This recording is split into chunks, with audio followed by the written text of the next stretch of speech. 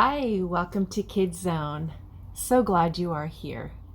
Last week we talked about how we can show others we care by walking away from a fight. Let's watch today's lesson and I'll see you after. Brendan? Brendan! Yeah? If I'm reading this correctly, it says we need to move the first one 2 feet. What's that? A little to the left. 2 feet. You sure? Says right here in the plans. Sure thing, boss.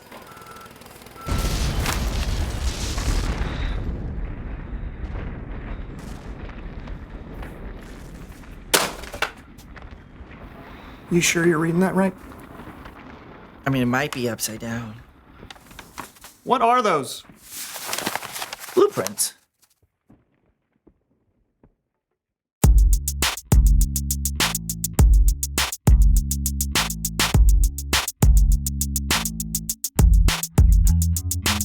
Hello, everybody. I'm Lawson. And I'm Brandon, and welcome to the So-and-So Show. Yes. And On today's show, Wait, what are you? Why are you talking over me? No. We discussed this over our pre-show cornflakes. We discussed no such thing. Oh, of course. See, you never listen to me. You hear me, That is but not you true. don't listen. I do Brandon. listen. Oh, do you? How would you ever know to listen when you're too busy being on your phone the entire time? I was looking at the intro to the show, which apparently you won't let me do. Okay. Was the intro to the show a video of a ferret doing the conga line on loop? It helps me focus. Your team in a funk? Yes. Feel like you aren't able to communicate? Yes. Then today's your lucky day. Hi, I'm Tanya, team motivator and influencer. Sometimes it can feel like your team is all over the place. Here. But with my proven team building exercises, I can take your team from here to here before it gets to here. So call Teams by Tanya today. Today. So it's just me and Brandon, and we are having trouble being a team. He's having trouble being a team. What do you mean I'm having trouble? There's no me in team, Brandon. Yes, there is. There's an M and an E. There's a me in team. There's no I in team. That's the saying. Gentlemen, it seems we're having trouble communicating. Yes. Brandon, turn towards Lawson.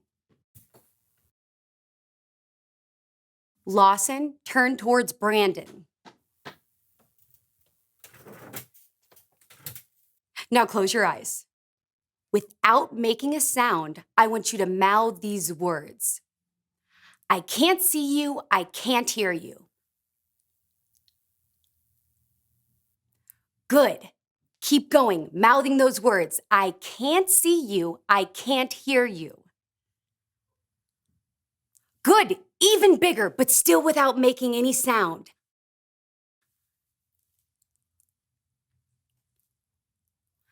Good, yes! Bigger.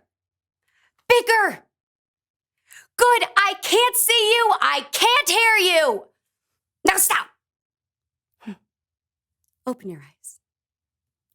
Look at each other. Good. Now close your eyes again. Okay, I want you to slowly open your eyes. Very small, barely open your eyes. Whisper these words, Brandon, to Lawson. I see you and I hear you. I see you and I hear you. Even quieter. I see you and I hear you. Good. Lawson? I see you and I hear you. Good. Keep repeating that. And each time, I want you to open your eyes a little bit wider and get a little bit louder. I see you and I hear you. I see you and I hear you. Good. Keep building that. I see you and I hear you. I see you and I hear you. I see you and I hear you. I see you and I hear you. Louder! Tell them! I see you and I hear you. I see you and I hear you. Yes, louder! I see you and I hear you. I see you and I hear you. I see you and I hear you. I see you.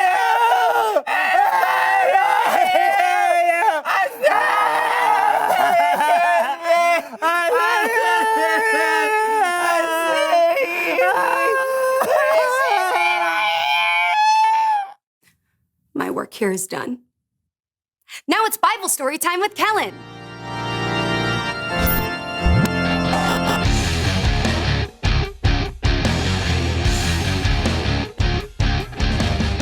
Hey, gents. Kellen, Yes? I see you and I hear you. Okay. Thanks. Back at you. Do you have a Bible story for us today? Absolutely. And here to help me tell it are the So-and-So Show players. Oh, yeah.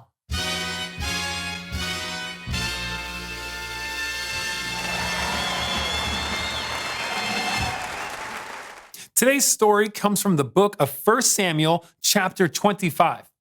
There was a man named Nabal. Nabal was known to be rude and mean, and he was married to Abigail, who was wise and clever. But we'll get to her in a minute. Now, Nabal was very wealthy. He had 1,000 goats and 3,000 sheep.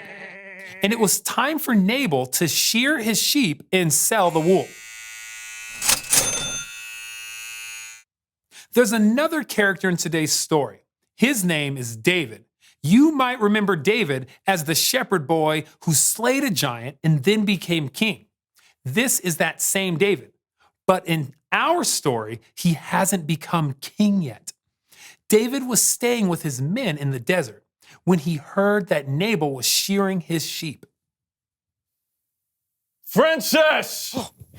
Yes, David. I want you to go to Nabal, and I want you to greet him kindly for me. And then I want you to remind him of how well we treated his men when they were with us. And lastly, I want you to ask him. Ask him if there's anything he can share with me and the other men. Go! Yes, sir. David's men delivered the message to Nabal, but Nabal's response was, well, So, David would just like you to remember all that he did for you, and then, would appreciate if you could find anything for us. I'm sorry. Who? David who? Son of Jesse who? Why should I give up my bread and my meat that I have prepared? Why? Because, Why? The answer is not just no. It is no. Million times no. Be gone with you. Go.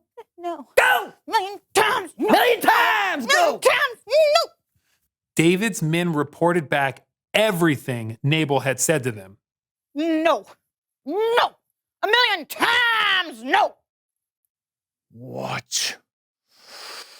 What? Men, put on your swords because we are going to destroy Nabal. David was angry. I don't have my sword. Maybe a little too angry. Now, Nabal was in big trouble unless somebody could stop David. That's where Nabal's wife, Abigail, comes in. Abigail, Yes, Frankie? Nabal just insulted David. David, the guy who's been keeping us safe while we watch our sheep. David's really mad, and I think he's out for revenge, so you gotta do something.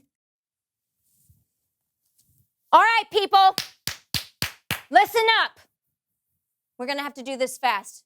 I need you to go get 200 loaves of bread, Frankie. Billy?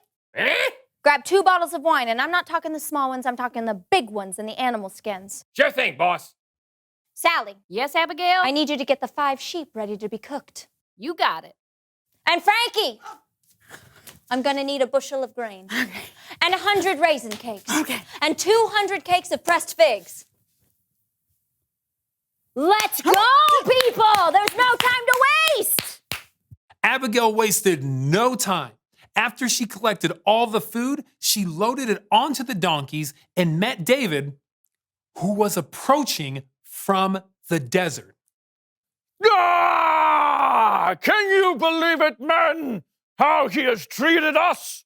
We have served him, and how did he repay us? He repaid us with evil, and we will destroy Nabal. Pardon me, sir. Yes. I must speak with you. Let me take the blame. Pay no attention to that man, Nabal. Nabal.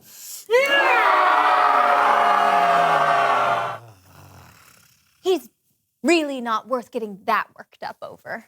Who? Nabal. No. No. Eyes, right here. His name means... What? His name means fool. Yes. He does many foolish things. Oh, yeah. Yes. Nabal. So you don't need to kill Nabal, do you? No. No. No. No. You see, God has prevented you from killing Nabal and his men. And I have brought many gifts for you to have. Ah. Yeah. So you have. It's very kind.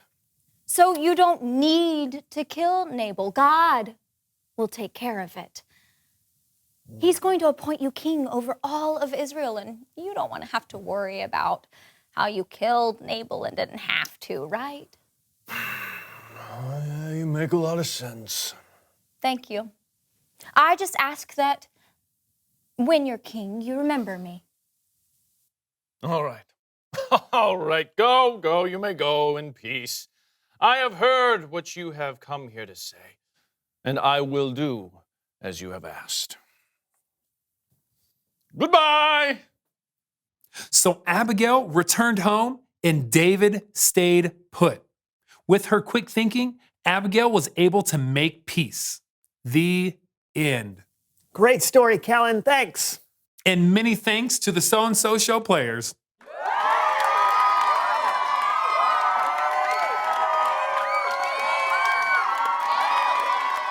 Okay.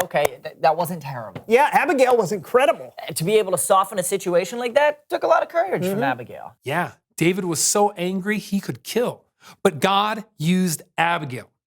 After talking to her, David walked away from a fight and didn't make a huge mistake he probably would have regretted. Making peace isn't easy, is it? Not at all.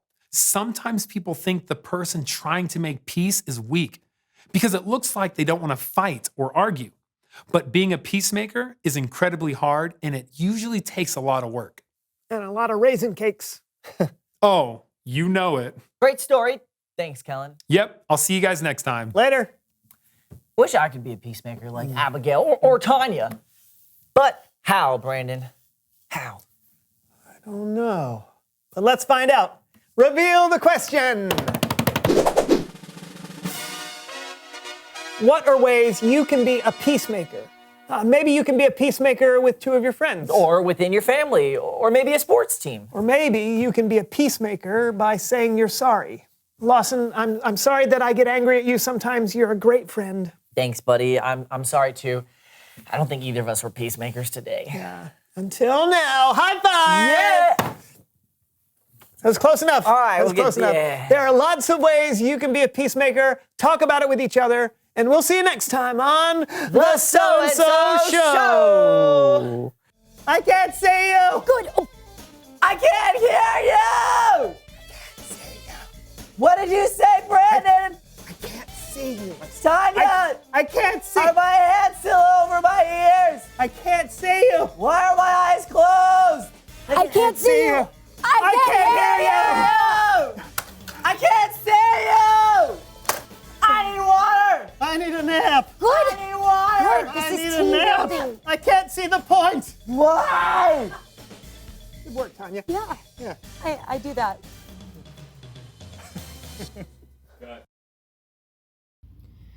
Being part of the solution to show others we care is a great lesson. This month has been about peace and how we can show others we care by helping to be peacemakers. So how can you be a peacemaker? Thanks for being here. Have a great day, have a great week, and we'll see you next time. Bye.